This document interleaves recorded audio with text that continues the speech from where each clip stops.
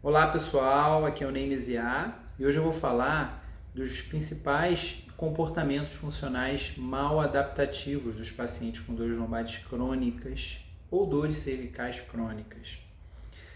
A gente tem geralmente dois caminhos, né, quando a gente tem uma dor relacionada ao movimento ou à postura. Um deles é quando o paciente ele deixou de fazer aquele movimento, por exemplo, o movimento de dobrar o tronco, dobrar a lombar, fletir a lombar, ele ficou achando que aquele movimento era danoso durante muito tempo, durante tanto tempo que ele, por desuso, quando a gente pede para ele fazer esse movimento, a dor dele surge e quando a gente observa a coluna desse paciente, ele não fez a flexão, ele praticamente fez muito pouca flexão e sentiu dor.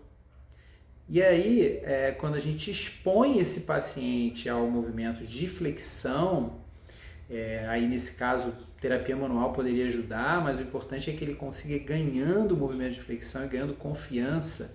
E tem uma série de maneiras que a gente poderia fazer com o paciente abraçando as pernas, em 4 apoios, sentado fletindo o tronco, agachando, sentando de cócoras, tudo que leve a ele a se expor naquela direção que ele mais evita, isso pode ajudar o paciente a recuperar esse arco de movimento e cada vez jogar essa dor, esse desconforto mais para o final do arco, até que desapareça.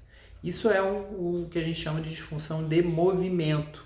Né? Disfunção de movimento é quando há uma restrição no movimento. E isso em pacientes com dores lombares crônicas é menos comum do que o segundo comportamento que eu vou falar agora, que é o comportamento funcional mal adaptativo de disfunção de controle ou disfunção de controle funcional, em que não há perda do movimento fisiológico passivo, né, mas há uma estratégia de movimento que ela é provocativa e vamos dizer assim, e que o movimento não está bem distribuído, né?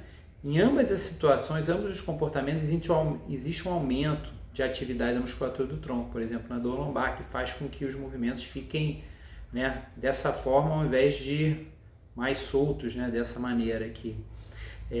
Mas a gente tem estratégias, por exemplo, tem pacientes que adotam a estratégia da extensão ativa, que o tempo todo tá com os eretores ligados, na hora que vai se abaixar, na hora que está sentado, tem a crença de que tem que sentar em boa postura, e isso é um dos motivos pelos quais ele está sempre se queixando daquela dor lombar persistente.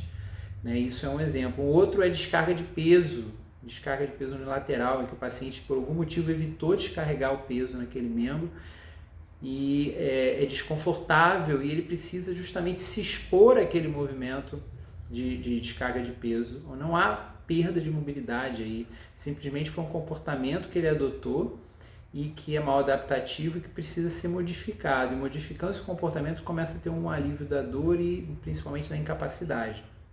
Tá?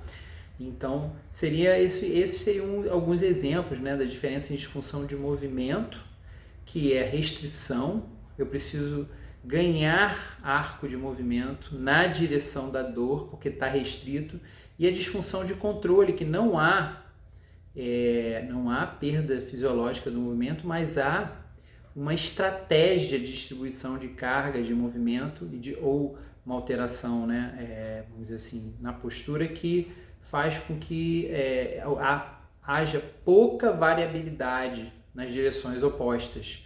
E a gente vai ter um paciente que está sempre frequentando a extensão, quando ele passa a frequentar mais a flexão no dia a dia, relaxar mais os eretores, ele tem um benefício muito grande. E o contrário também pode acontecer. Espero que tenham gostado desse vídeo. Até o próximo.